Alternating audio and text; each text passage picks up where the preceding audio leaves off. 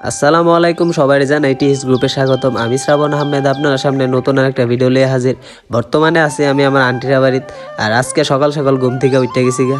সকাল সকাল ঘুম থেকে উঠানোর কারণ হইলো আমি আমার আঙ্কেলের লগে বাজারে যাবো। আর আমার লগে বাজার যাবো এই পিচ্ছি আমাকে হালাতো ভাই, নাম হইলো হাফিজ। যেহেতু আমরা গ্রামের বাজার যাবো তো আমরা হাইটটা যাইতাছি।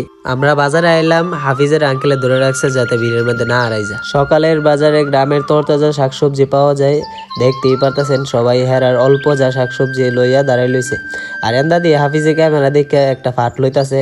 সকালের এই বাজারে শাকসবজির লগে মাছও পাওয়া যায়। এর মধ্যে আমি একটা সুন্দর মুহূর্ত ক্যামেরা বন্দি করলাম, আপনারাও দেখেন। সব ফুরাই গেলেও বন্ধুত্ব কোনোদিন ফুরাই না। বন্ধুত্ব এমন একটা সম্পর্ক যা বয়স মানে না। বাজার সদাই কইরা এখন আমরা বাড়ি যেতেছি গা।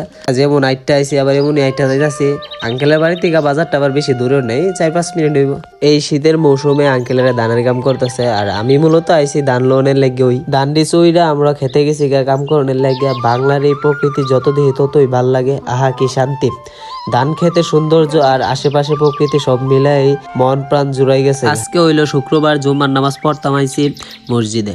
জুম্মার নামাজ পড়বো আর জিলাপি নিতাম না, এইটা কেমন হইব?